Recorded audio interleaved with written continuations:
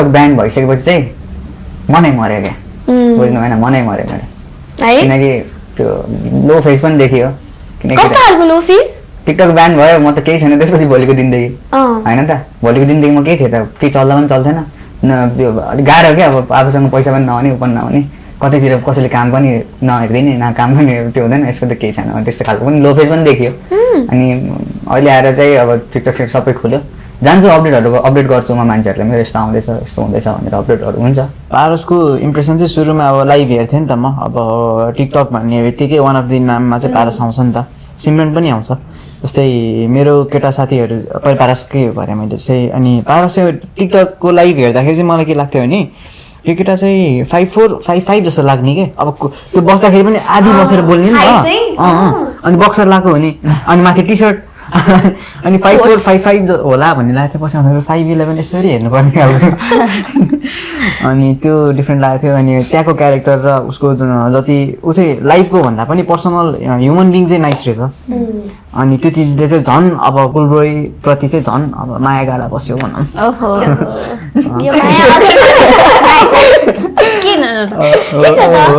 अनि इम्प्रेस भयो म सायद त्यही चिजले गर्दा पनि होला उहाँलाई यति धेरै माया लाइक कस्तो पोजिटिभ हुनुहुन्छ जस्तो लाग्छ होइन फुलभाइ नर्मली टिकटकमा म हेरिरहेको हुन्छ टिकटक बनाउने हजारौँ हुनुहुन्छ नि त टिकटकमा लाइभ बस्ने पनि हजार हुनुहुन्छ तर पारसले टिकटक बस्दाखेरि त्यो कमेन्टहरू हेर्दाखेरि कसैले पनि त्यो एकदम नेगेटिभ कमेन्टहरू अहिलेसम्म कन्ट्रोभर्सी हुन्छ नि टिकटकै कन्ट्रोभर्सीमा परेको सायदै मैले देखेको छैन होला अहिलेसम्म त्यस्तो पढ्नु पनि भएको छ एक्सपिरियन्सहरू त्यस्तो गर्नु मैले रिसेन्टली चाहिँ कति मिनटमा 9 लाख कि 10 लाख कमाएँ भनेर भर्खरै देखाएको कन्ट्रोभर्सी भन्दा नि रियालिटी हो भनिदिनु पर्छ अडियन्सलाई त्यो मैले कमाएकै हो त साँच्चै किन त्यो त कति कमाउनु भयो यताउता भन्छ तर अरू जसरी लाइभ बसेर कमाउनु हुन्छ लाइक त्यो आइरहेको हुन्छ नि त कति धेरै नाम उपनामहरू पाइरहेको हुन्छ टिकटकै बस्नेहरूले पनि होइन टिकटकमा लाइभ बस्नेहरूले त्यसमा चाहिँ सायद पारसकोमा खासै नाम चाहिँ त्यसरी आएको जस्तो अहिलेसम्म चाहिँ मैले त्यो त राम्रै हो जस्तो लाग्छ त्यो फ्याक्टर चाहिँ होइन प्लस उसको मलाई सबैभन्दा इम्प्रेस गरेको बेस्ट चिज लागेको चाहिँ उसले कमाएको सर्टेन अमाउन्ट चाहिँ अब आफूले जे जस्तो भए पनि डोनेट चाहिँ गरिरहेको हुन्छ कि अनि प्लस घर एक्लै हेरिरहेछ उसले त्यो चिज मलाई अझै प्रमिसिङ लाग्छ अनि त्यो हुँदा हुँदै पनि समाजसेवा गरिरहेछ भनेपछि त अब म त फ्यानै भइहालेँ सिमरनजीको बारेमा भन्नु नि भित्र म आज बिर्सिने होइन बिर्सेको होइन म सम्झिँदैछु सिमरनजीको चाहिँ के छ भने मेरो केटा साथीहरू कलेज पढ्दाखेरि चाहिँ एकदमै बढी फ्यान एक्सप्रेसनको क्युटनेसको म पनि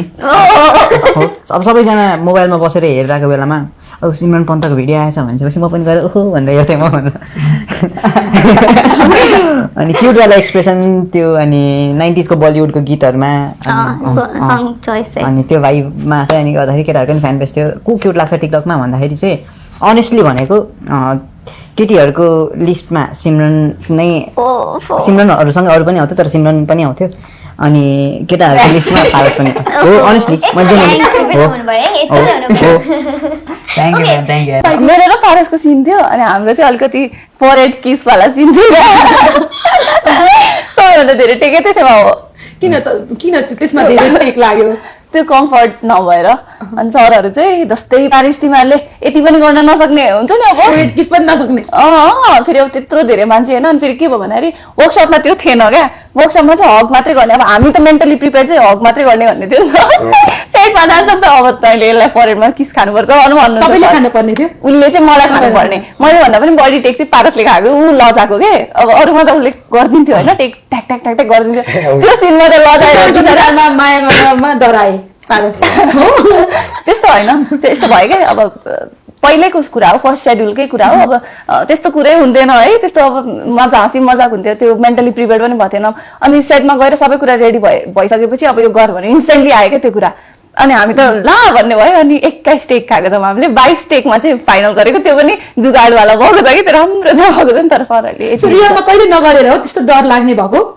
आएर न उसको के भयो थाहा छैन तपाईँलाई कम्फर्ट हुनुहुन्छ तपाईँ चाहिँ भन्ने हो मलाई पनि लाज त लागेको थियो तर उसलाई चाहिँ बढी नै लाज लाग्यो पारसजीलाई धेरै पारसले गरेको छैन पारसजी अहिलेसम्म गरेको छैन तिमी म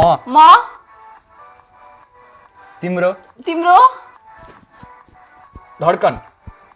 म तिम्रो धड्कन हो हैन ल चड्कन चाहिँ हो भन न चड्कन चाहिँ हो ए मजा आयो यो चाहिँ एउटा मिलाएन तिमी अलिकति गुड रहेन रहेछौ क्या एक्सटेन्ड गर्नु कस्तो अब त्योभन्दा एक्चुअली कसरी गर्नु कसले चाहिँ जित्छ त अनि Let's start. उनीहरू दुइटा र म मेरो कम्पिटिसन हो ल स्टार्ट गरौँ रेडी हो सबै मिलाउनु त ओके ल ल 3 2 1 गो यसमा रिहाल्नु केही पनि हुन्छ मोडल मोडल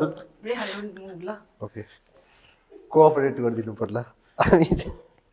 गड साडी लगाए यार कुलले बुझिस ए ल ले ए ओ चौबन्दीमा पाटुकी ओ माय गॉड मम्मी गलत भयो भने मलाई माफ गरिदिनु होला है मेरो हलाइ चाहिँ अलिकति हलाइ अलिकति बवाल भएको छैन है तर पनि म ट्राई गर्छु बवाल लाउनलाई कस्तो राम्रो ल भित्र कोचार्ने हो उसले पनि पाला ल्याइ यो त अर्कोलाई चाहिँ नदिनु होला है यो साडी चाहिँ भित्र कोचारी छ कम सिम्स छिटो उताबाट फेर न भएन है त्यो पल्लु पल्लु छोटो भयो पल्लु छोटो नो दिस इज इट जसले धेरै लामो भयो भने मान्छे लड्छ but oh god this is it ल we are done tada let's हेर्नु यहाँ ल हेर्नु दिस इज इट ल लेट्स सी क्लियर विनर परदेश ल हेर्नु त मेरो चाहिँ अलिकति यो तिम्रो यो खै अलिकति अर्डर तिमी चुप लाग है भइरहेको छ मेरो राइट हेर्नु त यहाँ क्लियर जजमेन्ट आउनु पर्यो है यहाँ हेर्नु त के छ अलिकति लेट्स डु यो पनि है अलिकति ए बाप रे यो पनि एउटा दिउ दिउ पर्ला लु आजादी उले त फुल कमिटेड रोलमा अलिकति म संस्कारी पनि बेसी छु है उनीहरूको कम्पिटिसनमा तिमी ल होटा होइन मैले चाहिँ जिते जस्तो लाग्छ है के छ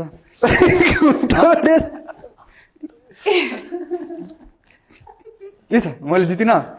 जित्नु भयो तर फर्स्ट रनर अप हुनु भयो जस्तो लाग्यो को? मलाई है को वी आर विनर अलिकति तपाईँलाई नर्भस देखिरहेछ तपाईँ नर्भस देखिरहेछ क्या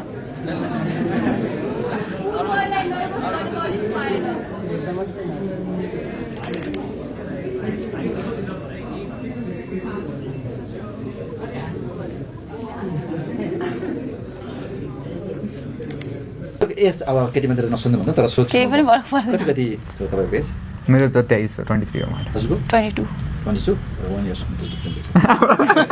कसरी भन्नुभयो अब तपाईँलाई जेनरली भन्नु तपाईँलाई सिमरनजी मनपर्छ है मलाई होइन त्यस्तो मन त्यो खालको त्यो लभ खालको चाहिँ छैन साथी साथी हो हामीहरू मतलब एउटै मुभी